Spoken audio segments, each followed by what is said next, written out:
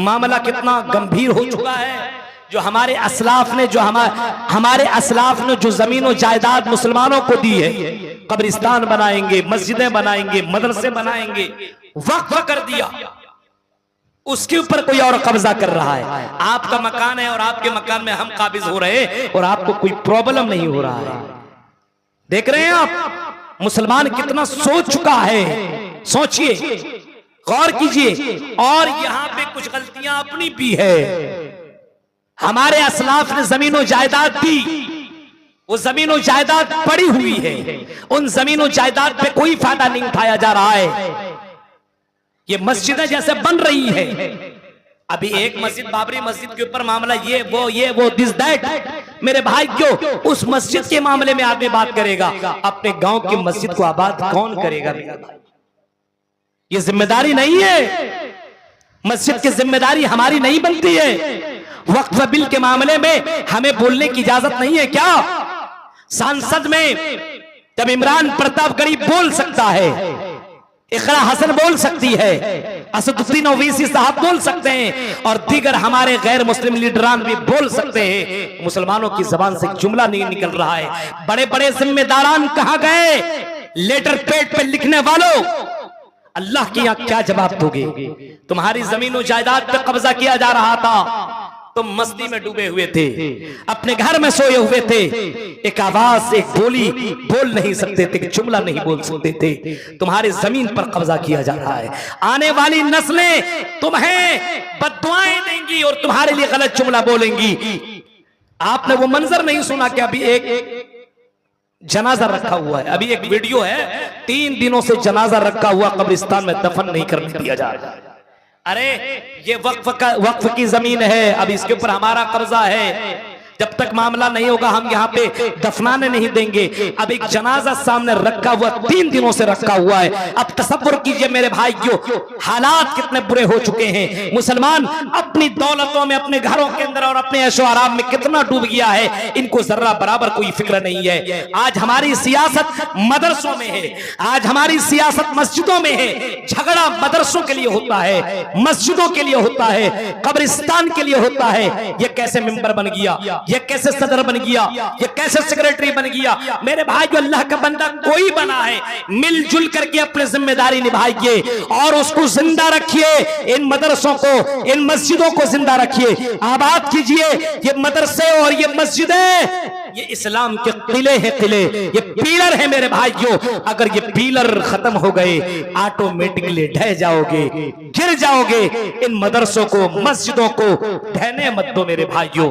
उलमा ये भी इस्लाम के पिलर हैं, इन उलमा की भी कदर कर लो मेरे भाई।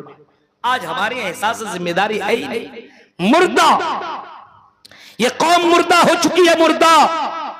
समाज के अंदर गलत काम होता है, भाई मौलवी लोग ठेका लिया है क्या?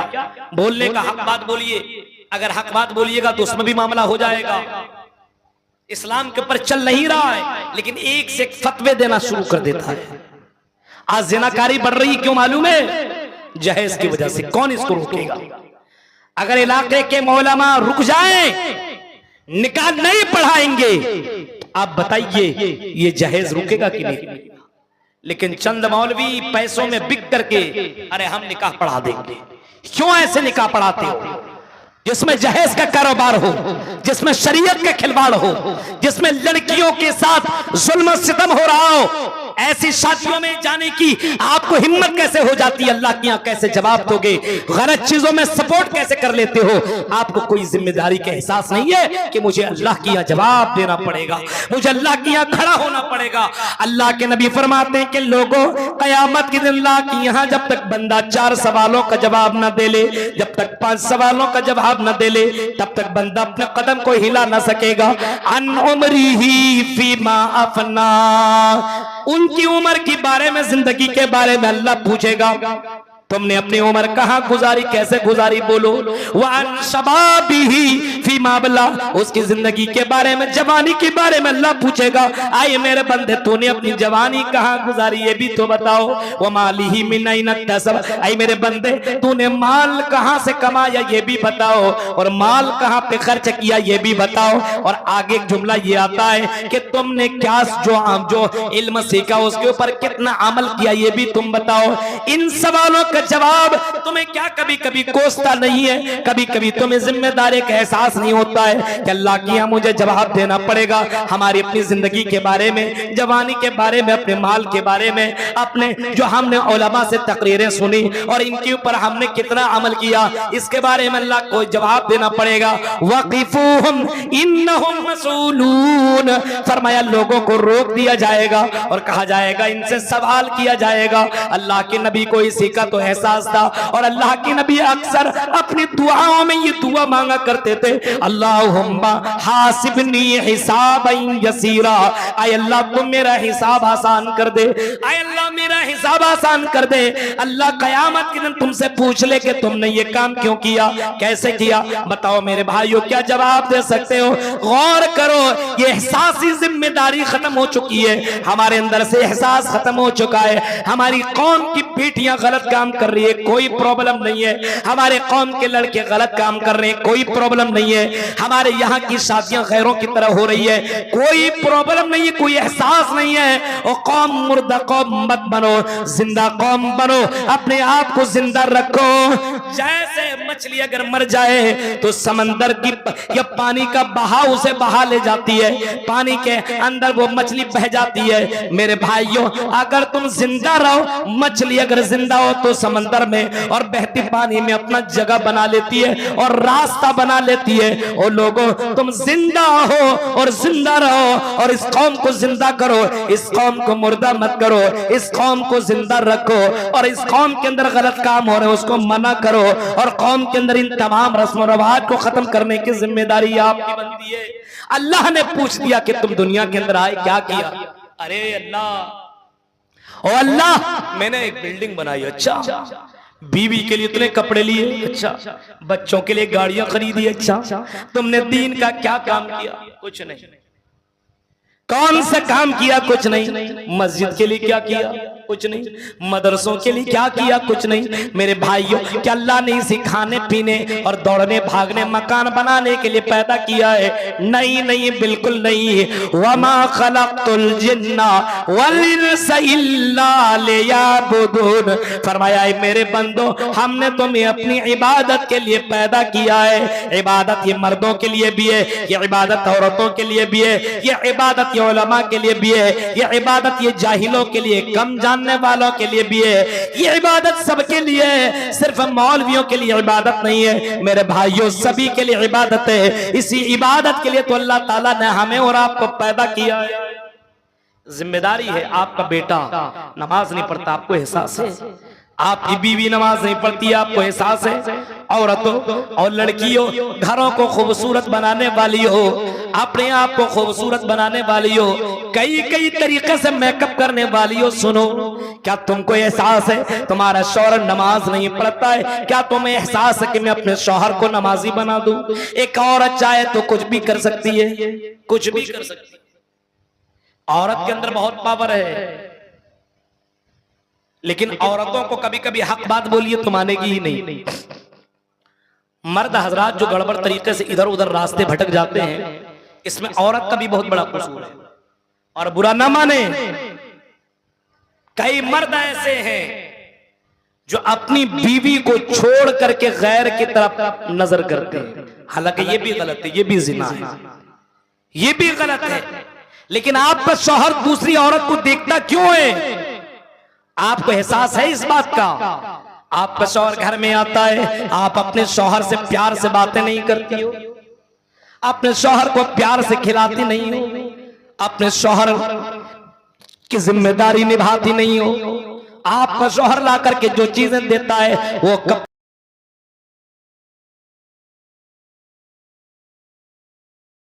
कपड़े और वो सारी चीजें पहन करके भी शौहर के सामने बन सवर करके जाती नहीं हो। अब जब शौहर ना हो तो किसी और के लिए सजती हो। इनको अगर अभी इलाके में झारखंड बिहार के अंदर अभी शादियों का सिस्टम है, अभी त्योहार ही चल रहा है शादी का। देखिए एक दुल्हन बनती है लेकिन कई दुल्हनियां बन करके जाती है, इतने मेकअप मत पूछिए। अब बताइए जो शौहर लाया उसके लिए सजना चाहिए कि किसी और के लिए, लेकिन औरतें ये काम दूसरों के लिए कर रही है। अब बताइए आप अपने शौहर के लिए काम करना चाहिए। अब आपका शौहर अगर किसी गैर लड़की की तरफ देख रहा है तो आप उसके अंदर सबसे बड़े गुनहगार। अपने शौहर के सामने अच्छे बन करके जाइए, पूछिए मैं कैसी लग रही हूं, आपको कौन सा ड्रेस पसंद है, आपको कैसा खाना पसंद है, मैं किस तरीके से रहूं कि आप मुझसे खुश हों। यहां ये भी नहीं करेंगी। और अगर कभी किसी मौलवी की तकरीर सुन करके अगर शौहर किसी वजह से अगर बोल दिया कि दूसरी शादी करूंगा, तो समझ लीजिए 1 हफ्ता तक खाना नहीं दूंगी। अगर किसी शौहर ने कह दिया शरीयत पे अमल करूंगा, दूसरी शादी करूंगा, तुम मेरा ख्याल नहीं करती हो, तब घर के अंदर झगड़े शुरू। औरतों को भी समझना चाहिए इस्लाम को। आपके शौहर को मोमिन बनाना और इस्लाम के ऊपर चलाना ये आपकी जिम्मेदारी है। पहले की औरतें अपने शौहर को मैदान जंग के लिए तैयार किया करती थी और बाकायदा तलवार नेज़े वो सारी चीजें दे करके मैदान जिहाद के लिए भेज दिया करती थी। वो माएँ कैसी थी जो अपने बच्चों को मैदान जंग के लिए भेज दिया करती, तो एक एक नहीं 4-4। खनसा का वो मंजर, खनसा एक औरत का नाम है ना, खनसा, जंगे कादसिया का वो मंजर पढ़िए, तारीख की किताबों को पढ़िए। उस औरत ने अपने 4-4 बेटों को तैयार किया और मैदान जंग के लिए भेज दिया। आप अपने बेटों को लिए मस्जिद के लिए भेज सकते हैं तैयार करके, मदरसों के लिए नहीं भेज सकते तैयार करके। अपने शौहर को जुमे के दिन पहले बुला करके तैयार करके मस्जिद के लिए नहीं भेज सकते। जाइए जुमे की नमाज पढ़ने के लिए पहले पहुंचिए मेरे शौहर, अल्लाह मुझसे अगर पूछेगा तो मैं जवाब दूंगी, आए अल्लाह मुझे दुनिया की उतनी लालच नहीं थी, अल्लाह मुझे तेरी रिजा चाहिए था, और तेरे लिए मैंने शौहर को सुबह सवेरे नहलाया, गुस्ल करवाया, कुरान की तिलावत करवाया, और मैं अपने शौहर को खुतबा से पहले मस्जिद के अंदर मैंने भेज दिया। मेरी बहनों, अपने अंदर जिम्मेदारी का एहसास पैदा करो, एहसास जिम्मेदारी अपने अंदर पैदा करो। औरत को भी चाहिए, मर्द को भी चाहिए, हर किसी को भी अपनी जिम्मेदारी का एहसास होना चाहिए मेरे भाइयों, वरना कयामत के दिन आपको इसी जिम्मेदारी के बारे में अल्लाह पूछेगा। और यहाँ के लोगों, समाज के अंदर जो गड़बड़ियां हो रही है इनको खत्म करो, वरना अल्लाह के यहाँ जवाब देना पड़ेगा। सिर्फ ये मौलवियों का काम नहीं है, सिर्फ ये उलमा का काम नहीं है, ये आपकी जिम्मेदारी है। हमारा बच्चा दिनों रात फ्री फायर खेल रहा है, कोई प्रॉब्लम नहीं। हमारा बच्चा इंस्टाग्राम पे लगा हुआ है, कोई प्रॉब्लम नहीं। ड्रीम 11 पे पैसा लगा करके हराम रिस्क कमाने के चक्कर में लगा हुआ है, कोई प्रॉब्लम नहीं। ये कौन करेगा और इन बच्चों को दीनदार कौन बनाएगा? मेरे भाइयों, ये आपकी जिम्मेदारी बनती है। फकुल्लुकुम राइन वकुल्लुकुम मसूलुन अन रइयतिही। अल्लाह के नबी फरमाते हैं हर कोई जिम्मेदार है और हर किसी से उसकी जिम्मेदारी के बारे में अल्लाह पूछेगा। मेरे भाइयों, मस्जिद के लिए भी अल्लाह आपसे सवाल करेगा। मस्जिद को तो आप बना रहे, लेकिन इस मस्जिद को आबाद करना ये आपकी जिम्मेदारी है। आजान हो तो आप नमाज पढ़ने के लिए निकलो, अपने दोस्तों को फ्रेंडों को लेकर के मस्जिदों के लिए निकला करो। और ऐ जिम्मेदारों, आप अगर नमाज पढ़ने के लिए जाओ तो अपने बेटों को भी मस्जिद के लिए लेकर के जाया करो। अल्लाह के यहाँ जवाब देना पड़ेगा। जिम्मेदारी का एहसास था हजरत उमर फारूक का, अल्लाह की कसम कैसे जिम्मेदार थे। आओ एक मंजर में आपको सुनाता हूँ।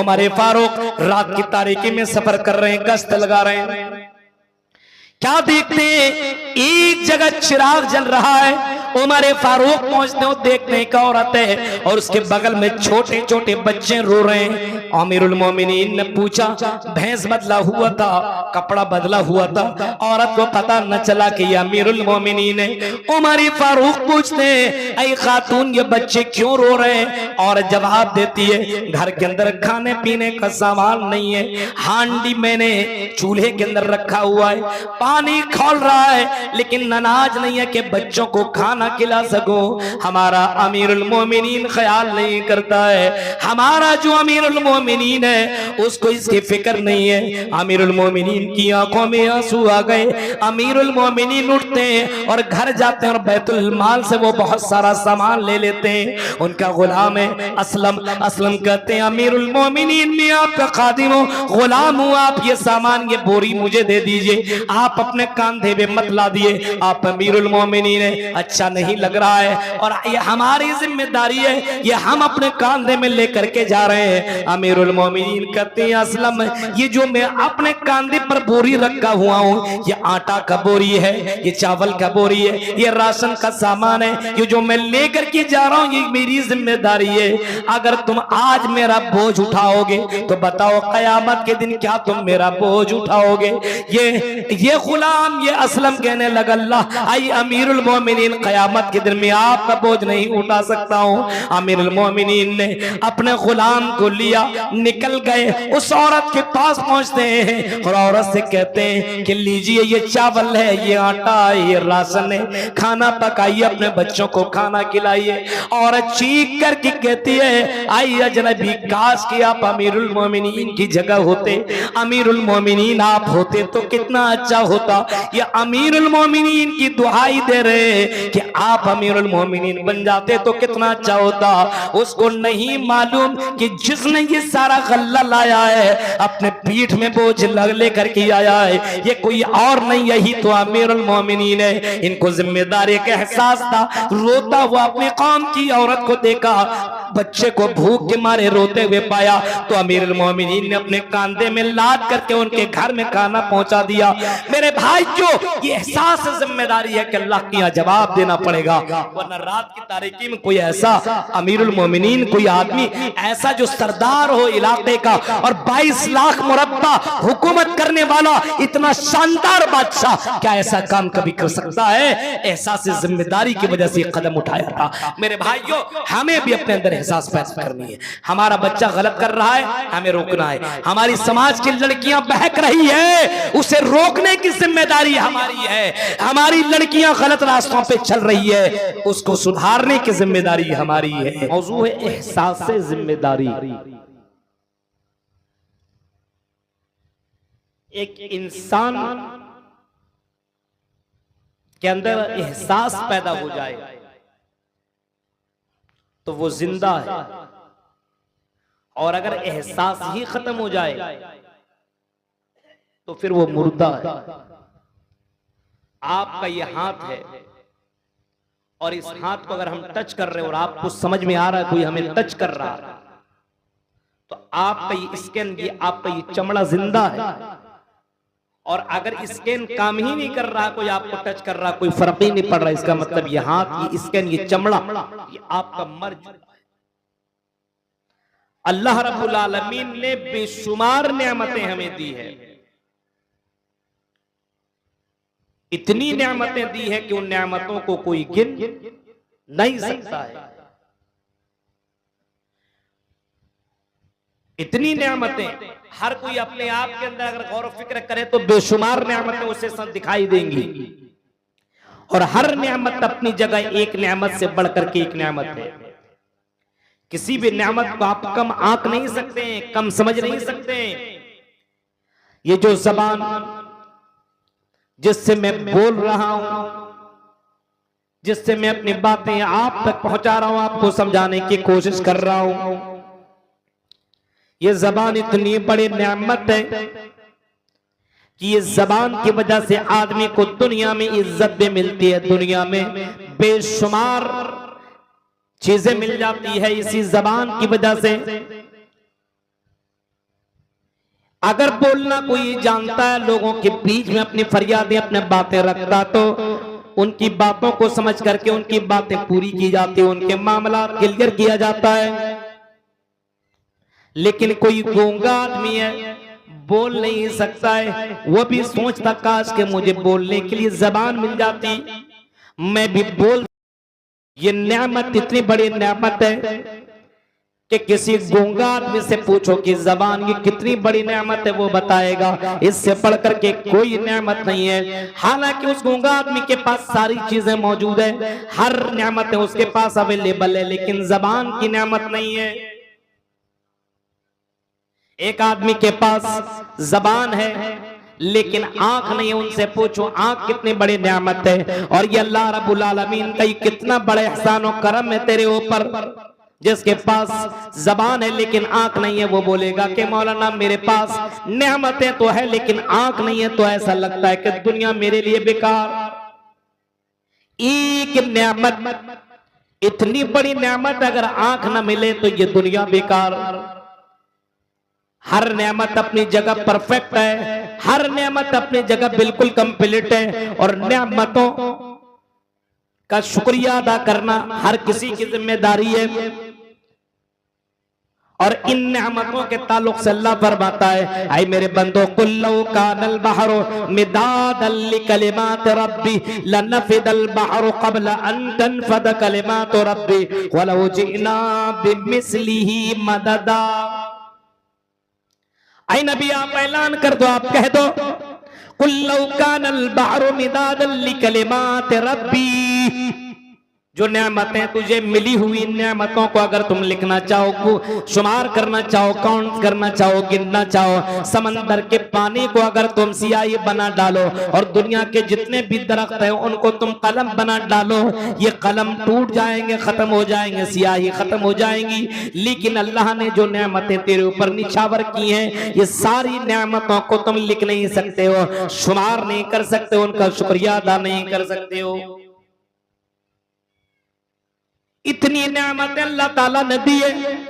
और सबसे बड़ी नेमत मुसलमानों और यहाँ के लोगों जो हमें और आपको मिली हुई इस्लाम की शक्ल में, ईमान की शक्ल में, हाँ ये इस्लाम की दौलत, ये सबसे बड़ी दौलत और ये सबसे बड़ी नेमत हमें और आपको मिली हुई। इस इस्लाम को हमें बचाना होगा, इस इस्लाम की हमें हिफाजत करनी होगी, अपने ईमान की हमें हिफाजत करनी होगी, हमें अपना ईमान बचाना होगा, हमें अपना इस्लाम को बचाना होगा। इतनी बड़ी नेमत है कि दुनिया में तो इस नेमत के बारे में तो पता नहीं चल रहा है, लेकिन मरने के बाद जैसे आंख तुम्हारी बंद होगी तुम्हें उसी वक्त पता चलेगा। अगर अच्छा सच्चा मोमिन होगा, अच्छा मुसलमान होगा, तो उसके पास जो फरिश्ते आएंगे उसकी शक्ल सूरत भी अच्छी होगी और उसकी रूह बड़े आराम से निकाली जाएगी। लेकिन अगर कोई काफिर होगा तो उसके पास जो फरिश्ते आएंगे इतने भयानक चेहरे वाले होंगे कि वो शक्ल सूरत फरिश्ता को देख लेने के बाद इंसान की रूह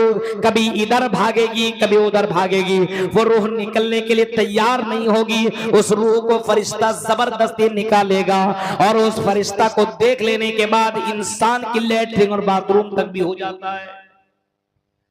जो मुसलमान होता है उसके लिए आसानी के साथ मोमिन की रूह आसानी के साथ निकाली जाती है।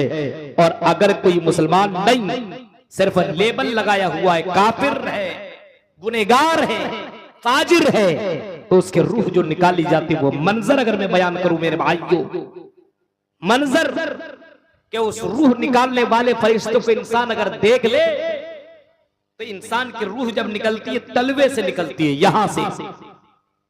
यहां से आगे निकलना शुरू हो जाती है, फिर पिंडली तक, पिंडली से आगे घुटने तक, फिर कमर तक, फिर सीने तक, फिर हलक तक, ऐसे निकलती चली जाती है।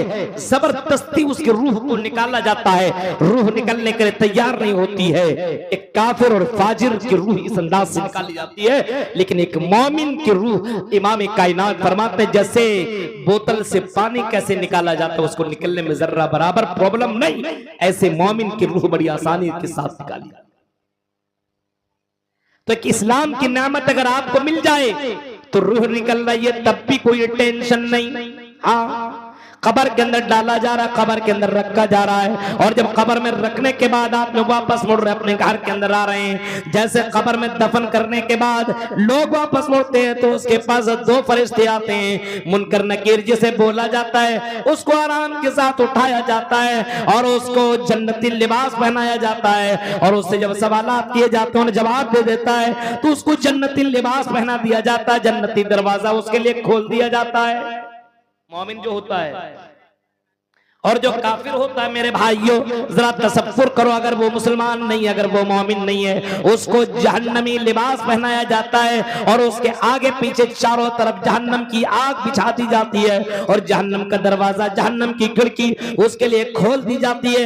बताने का मतलब यह है कि ये अगर इस्लाम की नेमत है, ईमान की दौलत है तेरे पास, तो दुनिया के अंदर भी सुकून, मरने के बाद भी सुकून है। इस नेमत का एहसास अपनी जिंदगी के अंदर रखा करो और अल्लाह का शुक्र अदा किया करो।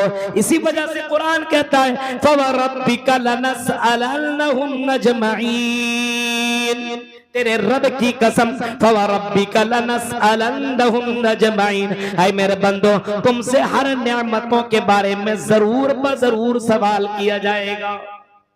एक एक नेमत के बारे में अल्लाह ताला पूछेगा। जिस्म के अंदर जितनी भी नेमतें, नेमतों के बारे में अल्लाह पूछेगा। ये घर मकान जो अल्लाह ने दिया इसके बारे में भी पूछेगा। बीवी बच्चे औलाद, इन नेमतों के बारे में भी अल्लाह तबारक व तआला पूछेगा। मेरे भाइयों, ये नेमतें आपको, हमें और आपको बड़ी आसानी के साथ मिली हुई है। कोई एहसास नहीं है उन लोगों से पूछो जो प्लेटफॉर्म के अंदर अपनी जिंदगी काट रहे हैं, जिनका घर मकान नहीं है, प्लेटफॉर्म के अंदर पड़ा हुआ है और भीख मांग रहा है और यहाँ वहां भटक रहा है। एक घर बनाने के लिए वो परेशान है, लेकिन अल्लाह ने आपको मकान भी दिया, अल्लाह ने आपको ईमान की दौलत भी दी है, अल्लाह ने आपको औलाद जैसी नेमत से भी नवाजा है। इसके बावजूद अगर इन जिम्मेदारियों का अगर एहसास नहीं है, इन नेमतों का अगर एहसास नहीं है, तो मेरे भाइयों अब तसव्वुर करो अल्लाह के जवाब तुम कैसे दोगे। फवरब्बिका लनसअलन्नहुम अजमईन, फरमाया मेरे बंदो तुमसे हर नेमत के बारे में अल्लाह ताला कयामत के दिन सवाल करेगा। अम्मा कानू यामलून, अल्लाह तबारक व तआला पूछेगा जो दुनिया के अंदर तुम अमल किया करते थे उन नेमतों के बारे में अल्लाह रब्बुल आलमीन कयामत के दिन सवाल करेगा। एहसास जिम्मेदारी हर मुसलमान मर्द औरत को होना चाहिए, हर गार्जियन को होना चाहिए। इमाम कायनात जनाब मोहम्मद रसूलुल्लाह को देखिए, एहसास जिम्मेदारी देखिए। इमाम कायनात ने अपनी जिंदगी में दावत तबलीग का काम किया। आपने दावत तबलीग का काम 23 साल जिंदगी भर करते रहे। मक्का में भी आपने किया, मदीना के अंदर भी आपने काम किया और मक्का वालों ने आपको जब परेशान किया, जब आपको तकलीफ देने की कोशिश की, तो अल्लाह के नबी जिम्मेदारी का एहसास आपके पास है। इसी जिम्मेदारी को निभाने के लिए आप ताइफ की तरफ चले जाते हैं और ताइफ जाने के बाद आपने ताइफ वालों को भी दावत दी, आपने लोगों को अल्लाह की तरफ, वहां पे भी आपने लोगों को भी बुलाया।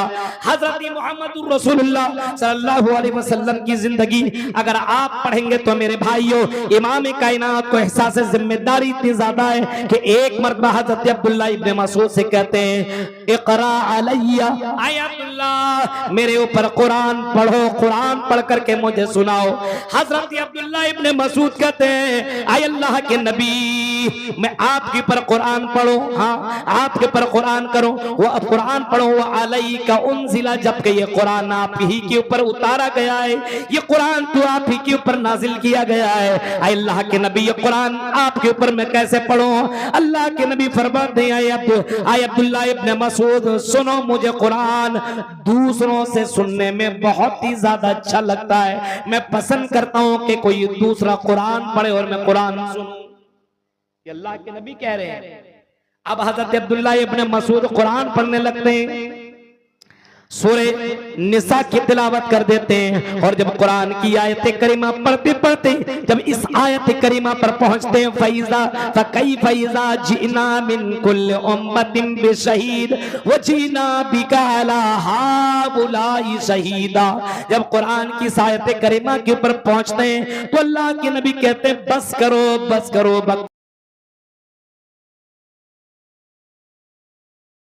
अब्दुल्ला रुक जाओ रुक जाओ रुक जाओ।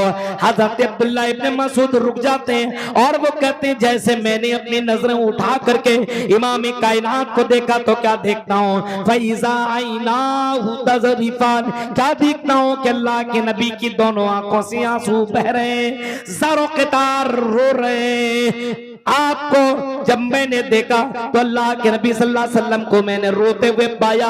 अल्लाह के नबी को एहसास है जब हर उम्मत के अंदर से गवाहों को बुलाया जाएगा और आई मोहम्मद आपको हर उम्मत का गवाह बनाया जाएगा। अल्लाह के नबी सल्लल्लाहु अलैहि वसल्लम को एहसास है, जिम्मेदारी है कि मुझे अल्लाह ताला क़यामत के दिन जब बुलाएगा मुझे गवाह के तौर पर तो मुझे जवाब देना पड़ेगा। अल्लाह के नबी फरमाते हैं कि अल्लाह रब्बुल आलमीन क़यामत के दिन हजरत नूह अलैहिस्सलातु वस्सलाम को बुलाएगा और नूह को बुलाने के बाद अल्लाह कहेगा हल बल्लगता, आई नूह क्या तुमने मेरी दावत को, क्या तुमने मेरा मिशन को तुमने लोगों तक पहुंचा दिया था। हजरत नूह अलैहिस्सलातु वस्सलाम कहेंगे अल्लाह मैंने आपके मिशन को, आपके पैगाम को मैंने दुनिया में पहुंचा दिया। मैंने 950 साल तक दावत और तबलीग का काम किया। मैंने फर्दन फर्दन ये काम किया, इज्तिमाई तौर पर मैंने ये काम किया, मैंने दावत और तबलीग का काम किया। अल्लाह कहेगा इनो जरा तुम गवाह लेकर के आओ कि तुमने ये काम कर दिया है, पहुंचा दिया है, कोई गवाही देने वाला है बताओ। हजरत नूह कहेंगे कि मेरी उम्मत से पूछ लो। उम्मतियों को बुलाया जाएगा और हजरत नूह की उम्मत को पूछा जाएगा ऐ नूह की उम्मत ये बताओ क्या तुम्हारे पास कोई नबी आया था, क्या तुम्हारे पास कोई डराने वाला आया था, क्या तुम्हारे पास कोई समझाने वाला कोई ऋषि मुनि आया था। नूह की कौम जवाब देगी आई अल्लाह आई रब हमारे पास कोई डराने वाला नहीं आया था। नूह की कौम इनकार कर देगी। अब नूह से पूछा जाएगा ऐ नूह बताओ अब तुम्हारे पास कोई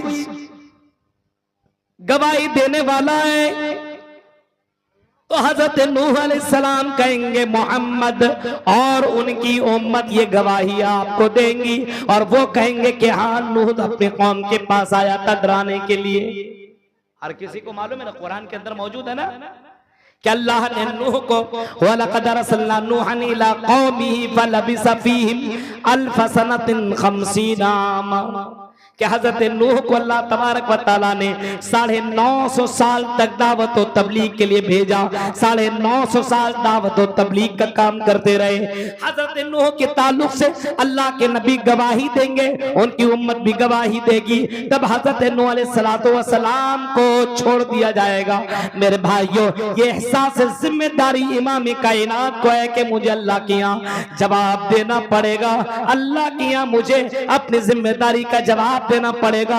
इमाम कायनात ये सोच कर के रोने लगते हैं और ज़ारो क़तार रोने लगते हैं। यही एहसास जिम्मेदारी है, इसी एहसास जिम्मेदारी है जब दावत तबलीग आप करने लगे और आपके बाद जब लोगों ने ना मानी तो मेरे भाइयों अल्लाह के नबी सल्लल्लाहु अलैहि वसल्लम को ऐसा लग रहा था किसी पहाड़ में जाकर के वहां से कूद जाऊं, अपने आप को मार दूं। फलअल्लक बाक़िउन नफ्सक अला आसारिहिम इल्लम युमिनु बिहाज़ल हदीस असफ़ा। मेरे भाइयों आई नबी आई मोहम्मद सल्लल्लाहु अलैहि वसल्लम ऐसा आपको ऐसा लग रहा है फलअल्लक बाक़िउन नफ्सक अला आसारिहिम इल्लम युमिनु, अगर ये ईमान ना ले आए तो आप अपने आप को हलाक कर दे। इतना ज्यादा टेंशन में इमाम कायनात है। मेरे भाइयों एहसास जिम्मेदारी है, अल्लाह ने एक बोझ दिया है अल्लाह के नबी को, तो अल्लाह के नबी उस बोझ को समझ रहे हैं और जिम्मेदारी निभा रहे हैं। आप सोने की कोशिश कम कर रहे हैं, दावत और तबलीग भी कर रहे हैं और रात की तारीकी में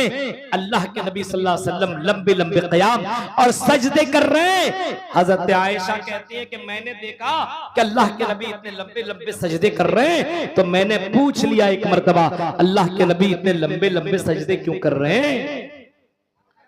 आपने जवाब दिया अफला अकूनु अबदन शकूरा, आई मेरी बीवी आयशा क्या मैं अल्लाह का शुक्र गुजार बंदा न बनूं जिस अल्लाह ने मुझे नबियों का सरदार बनाया, इमामुल अंबिया बनाया, जिस अल्लाह ने मुझे बेशुमार नेमतों से नवाजा, जो अल्लाह जिस अल्लाह ने मुझे हौज़े कौसर का मालिक बनाया, जो अल्लाह मुझे जन्नत का दरवाजा खोलने का ऑर्डर देगा, ये सारी नेमतें मुझे अल्लाह तबारक व तआला ने दी है, क्या मैं अल्लाह का शुक्र गुजार न बनूं। मेरे भाइयों ये जिम्मेदारी का एहसास था इमाम कायनात को, तो अल्लाह रब्बुल आलमीन का शुक्रिया इस अंदाज से अल्लाह के नबी सल्लल्लाहु अलैहि वसल्लम किया करते थे कि आपके पैरों में वरम पड़ जाया करता था। एहसास जिम्मेदारी, नबी को एहसास है कि मरने के बाद जवाब देना पड़ेगा।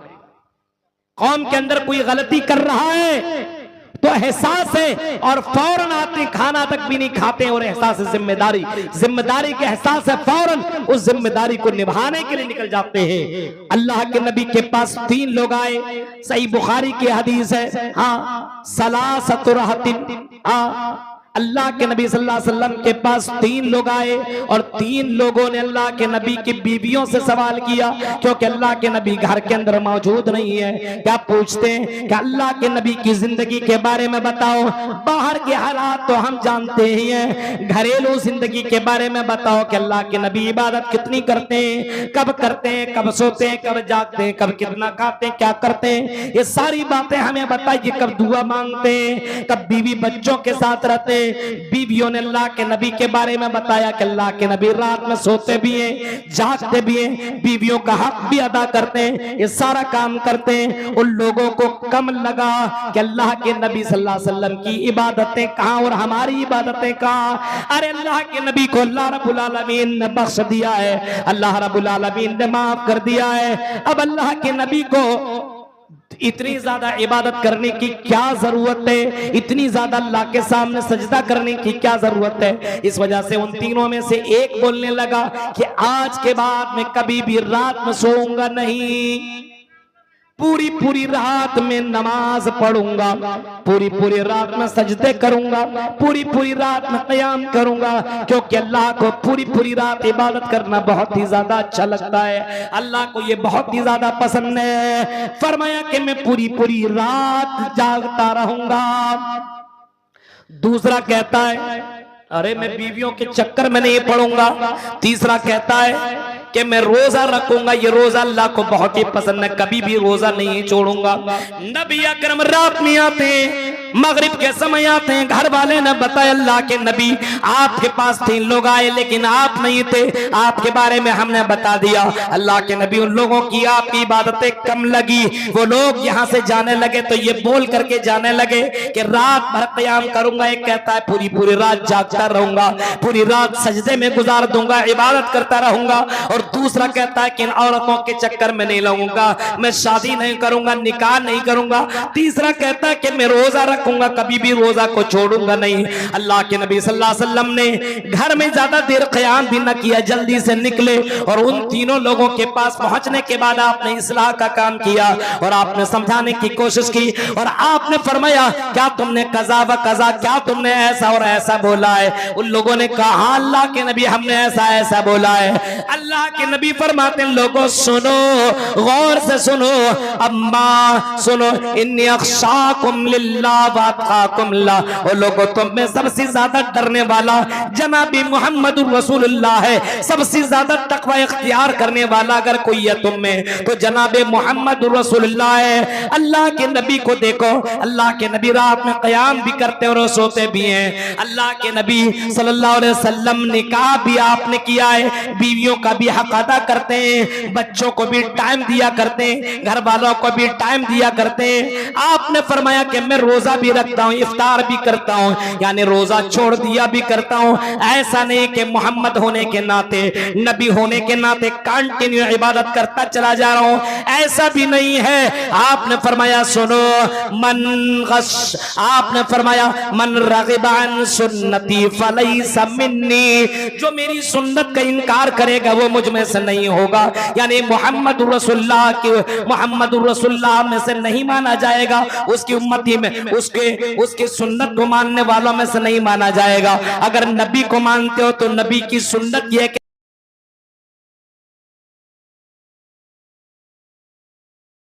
ये कि रात में सो भी जागो भी, नबी की सुन्नत ये कि रोजा भी रखो और रोजा छोड़ो भी, इफ्तार भी कर लिया करो। मन रग़िबा अन सुन्नती, जो मेरी सुन्नत का इनकार करेगा वो मुझ में से नहीं है। आपको जिम्मेदारी का एहसास था, आपने फौरन उन लोगों को समझा दिया।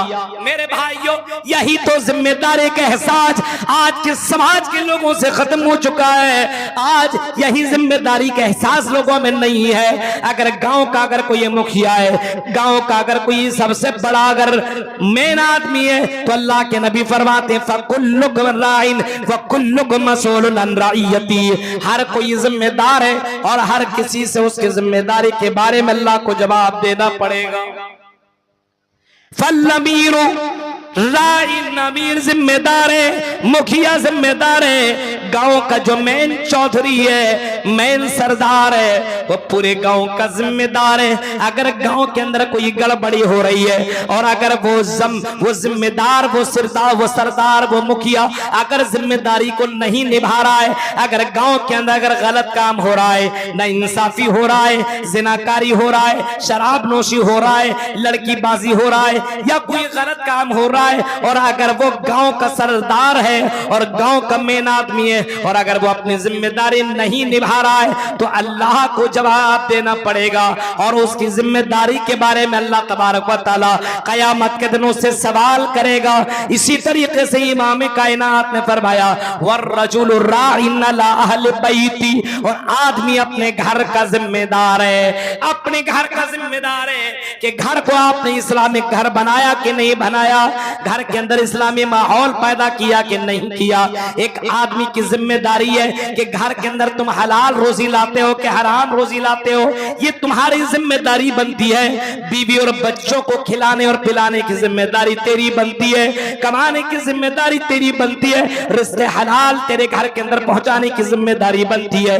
अल्लाह तबारक व तआला तुमसे पूछेगा वर्रजुलु राइन अला अहलि बैती, उसके घर के बारे में अल्लाह सवाल करेगा और घर वालों के बारे में पूछेगा तुमने अपने घर वालों की जिम्मेदारी निभाई कि नहीं निभाई। सिर्फ निकाह कर लिया और समझ लिया हम तो मर्द है। आपने अपने बीवी को इस्लामिक माहौल में ढाला कि नहीं ढाला? घर के अंदर तो आकर के बहुत सवाल किया करते हो, कौन कौन सा आइटम बनाया, कौन सा खाना बनाए हो, ये तुम्हें सब एहसास है। लेकिन क्या कभी तुमने अपने बीवी से पूछा नमाज तुम पढ़ी हो कि नहीं? ज़ोहर असर मगरिब मैं घर के अंदर तो नहीं था, मैं कमाने के लिए निकल गया था, हिरनपुर और पाकुड़ में चला गया था, क्या तुमने फजर, क्या तुमने ज़ोहर और असर और मगरिब की नमाज पढ़ी कि नहीं पढ़ी? इशा के वक्त आइए, वज़ू बनाइए, अपने बीवी से पूछिए आपने नमाज पढ़ी कि नहीं पढ़ी, और अगर नहीं पढ़ी तो चलो पहले नमाज अदा कर लो। मेरे भाइयों, ये मर्द की जिम्मेदारी है और अपने बच्चों के मामले में जिम्मेदारी है कि बच्चा क्या घर के अंदर करता है वो आपको पूछने की जिम्मेदारी आपकी बनती है। बेटा क्या कर रहा था दिन भर, बेटी क्या कर रही थी दिन भर, ये आपकी जिम्मेदारी बनती है। अल्लाह तबारक व तआला क़यामत के दिन आपसे पूछेगा। हाँ मेरे भाइयों, हाँ आपसे पूछा जाएगा कि आपने अपने बच्चों के मामले में आपने अपनी जिम्मेदारी निभाई कि नहीं निभाई। आपका बेटा गलत कर रहा था, आपको कोई प्रॉब्लम नहीं था, आपको सिर्फ मतलब था पैसा ला करके घर को दे देना और घर के अंदर क्या माहौल चल रहा है, क्या मामलात हो रहे हैं, आपको उससे कोई मतलब नहीं था। अल्लाह के यहाँ आपको जवाब देना पड़ेगा।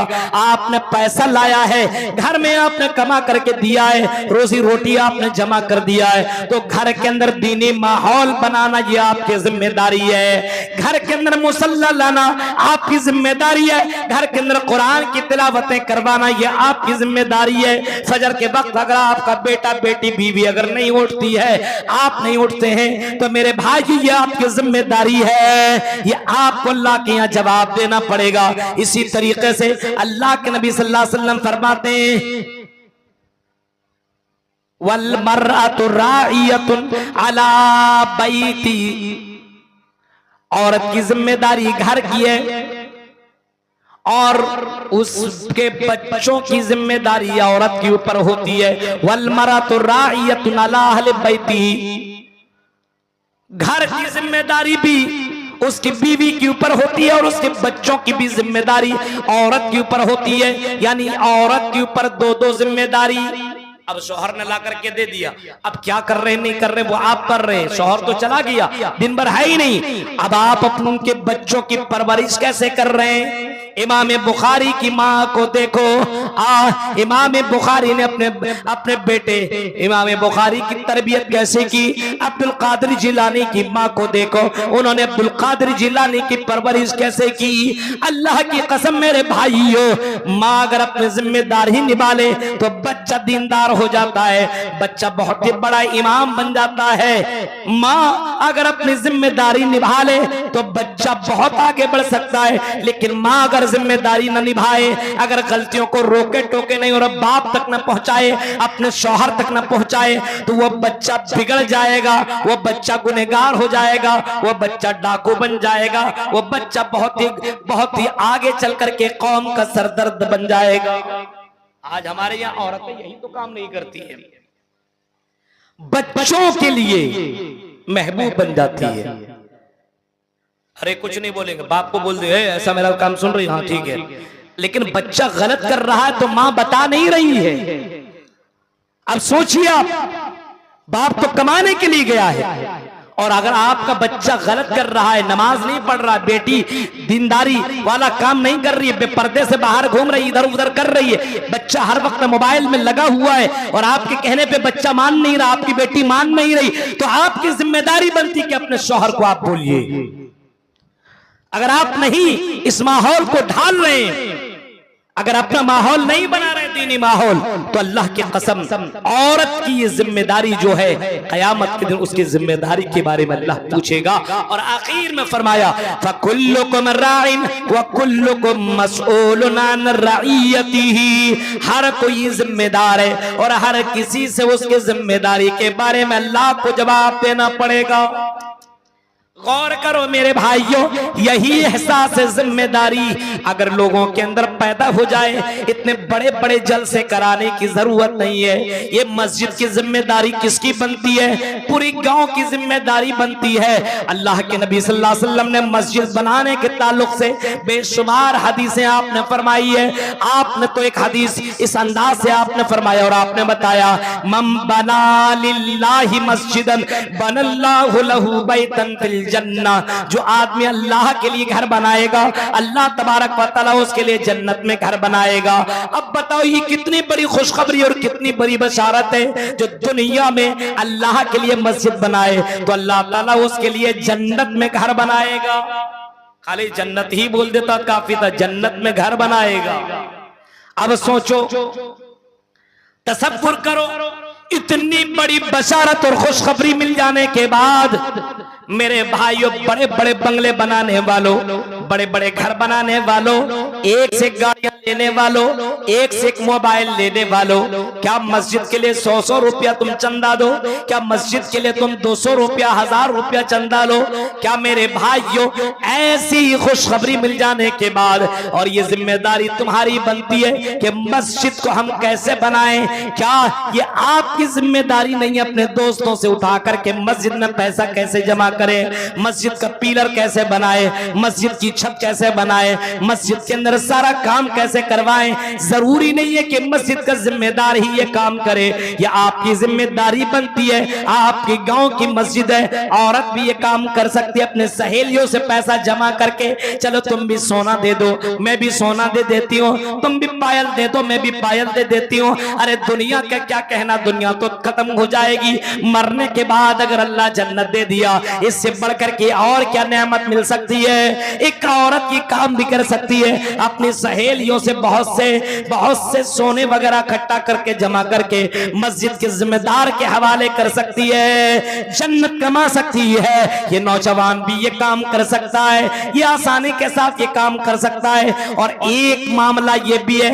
मस्जिद बना लेना बहुत बड़ी बात नहीं है, मस्जिद को आबाद रखना ये हमारी जिम्मेदारी है। अभी रमजान